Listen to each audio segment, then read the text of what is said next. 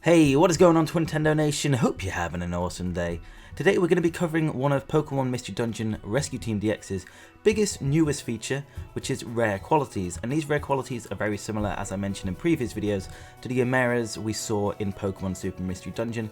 They're essentially a bonus effect for the Pokémon whoever has a rare quality, but unlike Emeras, they're not a one-time thing, they're not something you pick up in the dungeon, they're something that you have for the rest of your playthrough, basically, once you get it.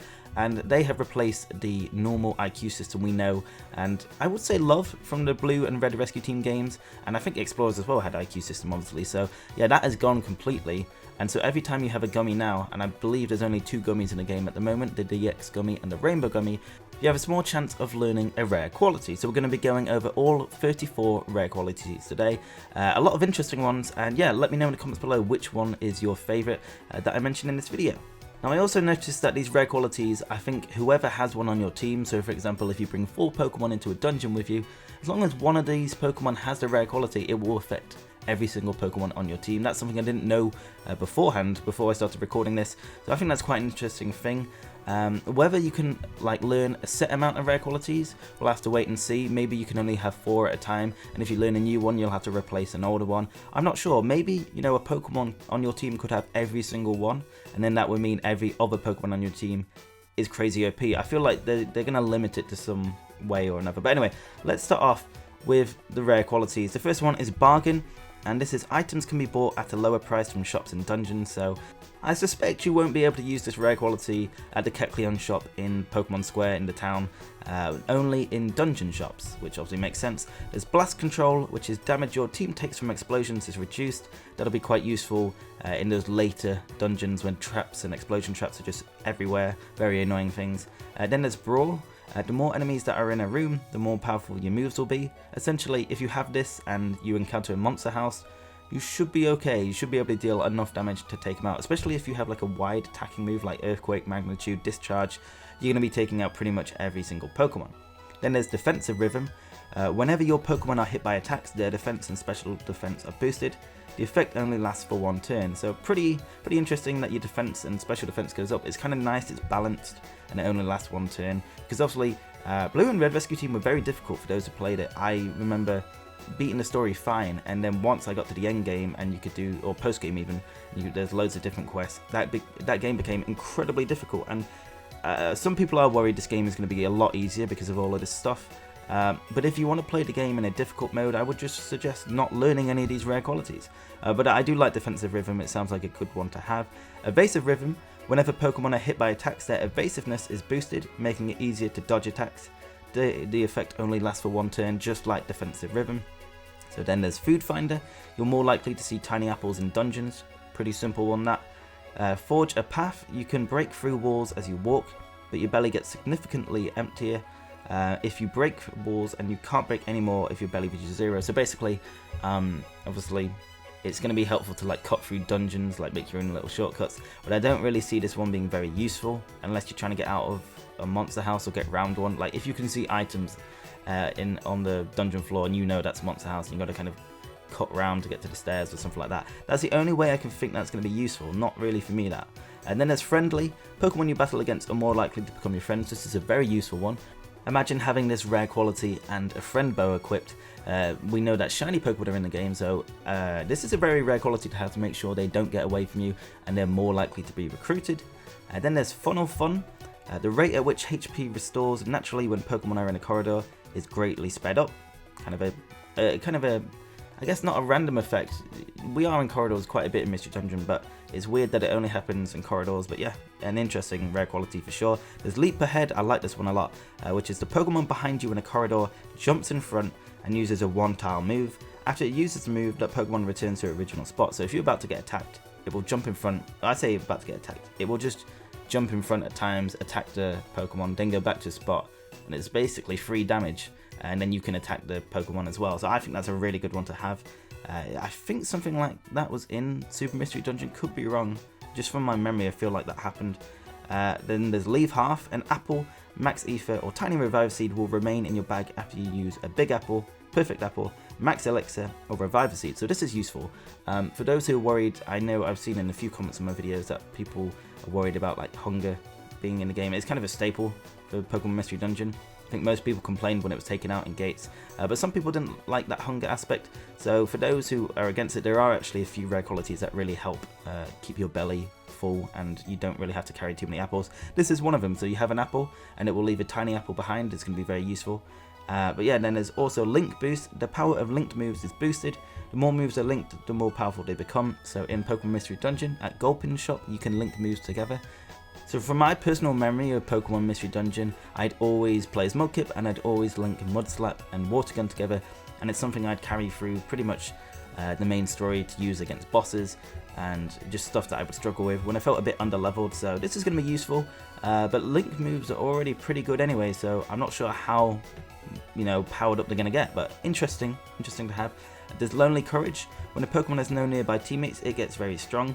I wonder if this one works if you just go into a dungeon by yourself. Like, if you have teammates obviously with you, but you get separated, obviously this one's going to work and you're going to get powered up. But if you don't bring any teammates and you're just on your own, will this rare quality work? Be interesting to see. Then there's Mind Over Matter. When a Pokemon steps on a Wonder Tile, its strength is restored. Its bad conditions such as being poisoned or burned also heal. Very useful. You will get poisoned and burned a lot in Pokemon Mystery Dungeon. And Wonder Tiles, as useful as they are, getting your stats back to normal, it would be amazing if they could just heal status ailments. Normally you just have to get advanced to the next floor, and in big dungeons sometimes it's very difficult to find a stairs, so I think that is a good one to have. Moving up, Move XP, so you can basically level up your moves in Mystery Dungeon games. I think that was added from Gates onwards, but basically you can power up your moves by just using them more, and it's like basically leveling up your moves. And yeah, Move XP earned when you use moves in a dungeon is increased more than usual. I don't think that one's going to be too important because it's kind of easy to get your moves to full level from my memory anyway. And then there's Narrow Focus. Moves used in corridors will never miss. Very good. I honestly think that's a really good one when you've got like a teammate attacking from behind. So I use Mudkip Trico, and Trico could use Quick Attack, it could use Dragon Breath to hit from behind. I think that's going to be very useful for me at least. Then there's Notorious Fasting. Pokemon won't take damage even when their belly reaches 0. Beware that HP won't restore naturally while the Pokemon's belly is empty, and they will take damage if they're in a wall. So for people worrying about hunger, while you won't be able to heal, you at least won't take any damage from having an empty stomach, so that's something those people won't have to worry about. Then there's Notorious Healing, which is the rate at which HP restores naturally is sped up, so kind of the opposite. If you have taken damage, your HP will speed up and restore much quicker, kind of a useful one. Then there's Notorious Restoration. When you use items that help restore HP or fill your belly, those items will restore more than usual. Again, kind of similar, just you get a bit of a boosted effect from items for health. PP Pouch. The PP of a learned move restores a bit when an enemy is defeated, so again, that's quite useful, but you should be able to kind of... Well, actually, now they got rid of the basic attack, I think this one's more useful than ever, thinking about it. So you'll be using a lot of your moves that require PP, so yeah, I think that's quite a good one to have actually. This is one I'm very excited for. Knowing how weak Fury Swipes is in the main games, Fury Swipes was like one of the scariest moves to face against in Pokemon Mystery Dungeon, same with Bullet Seed and same with... I can't remember what exactly, there's some other moves anyway, but basically this one is called Rapid Bullseyes. Moves that hit multiple times will never miss. So for example, for my Trico, if I teach it Bullet Seed, and he has this rare quality, he's literally going to hit 5 times every time, because it's never going to miss because it hits multiple times. And Bullet Seed does a lot of damage, Fury Swipes will do a lot of damage. That's probably one of my favourites. I'm probably going to try and get this rare quality if I can, especially towards post-game. And then there's Recoil Boost. Moves that have recoil damage or moves that hurt the user, if they miss, are greatly powered up. So the moves that I can think of off the top of my head, High Jump Kick will be powered up, because obviously if you miss that attack, you normally take a lot of damage. And, moves that take recoil, such as Takedown, they're going to be helped. I don't think that one's that good personally, but that's my opinion. Then there's Riled Up. Attack and special attack are boosted when you take damage from an enemy. Interesting that this one doesn't say it, disappears after one turn. It just, your attack and special attack are just boosted, so kind of interesting, that one. And then there's Sales Pitch. Items can be sold at higher prices to shops and dungeons, again similar to the first one we talked about, when you can buy items cheaper. Shared Happiness. When a teammate's bad conditions are healed, the bad condition of another teammate also gets healed, so kind of a nice one to have. Then there's Small Stomach. Whatever food you eat, it will fill your belly completely. Again, another one for people who are a bit worried about the hunger thing.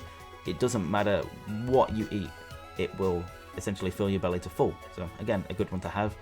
Squad up, the more members you have on your team, the more likely it is that Pokemon you battle against will want to be your friend. So we know we can take 8 Pokemon into a dungeon with us. Whether we can actually pick those 8 Pokemon or it counts as, Pokemon we recruit in the dungeon, we'll have to see. But basically, the more Pokemon you bring, the more likely you're going to get new Pokemon to join you. So again, having that rare quality and the friendly rare quality and then a friend bow, you're going to recruit pretty much every Pokemon you come across. And then there is Squeeze Out. The PP of a move that has 0 PP may sometimes be restored, again quite useful. Steamroll, even moves that have no effect or are not very effective due to abilities or bad type matchups will be able to steamroll opponents and deal damage. Then there's Strike Back, which is when the Pokemon takes damage from an adjacent enemy, it reduces the attack and special attack of the enemy, kind of useful. Thrown Item Boost, this is one for all the Gravel Rock users like me.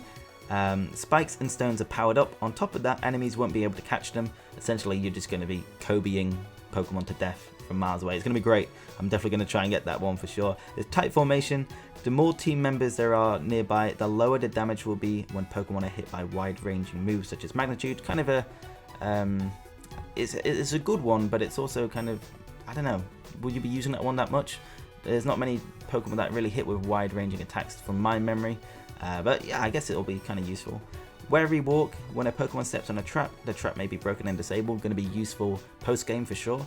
And XP Boost, probably the best one of the lot. The XP points Pokemon earn after defeating an enemy in a dungeon are boosted. And not only that, Pokemon in friend camps, or rescue team camps even, will get this XP as well. So yeah, very interesting. 34 rare qualities that are going to be, yeah, very interesting to use and see. Like I said, if you want to play this game like the original version, don't learn any of these rare qualities. I think I will try and learn a few. They're going to be useful post-game because that's when the difficulty definitely rises. But yeah, a lot to go over. Very interesting. Let me know in the comments below which rare quality was your favorite. For me, it was probably Rapid Bullseye. Moves that hit multiple times will never miss. It's going to be incredibly useful. And just XP boost. To be honest, it was such a pain to like XP grind and just level up all your Pokemon. It was difficult enough to just do it for one Pokemon, so that's going to be useful. But again, like I said, it's up to you if you want to learn, whatever rare quality you want. And we don't know how many you can learn. That's something I'm going to look into when the main game comes out. But guys, if you did enjoy today's video and you found it useful and helpful, make sure to hit the like button down below. If you want to stay up to date with everything Pokemon Mystery Dungeon, you're in the right place. The support so far, guys, has been amazing. It's great to be making Mystery Dungeon content again. It honestly feels like 2015 all over again. So thank you so much for supporting the video so far. And yeah, guys, thank you so much for watching. Hope you have an awesome day, and I will see you on the next video. Peace!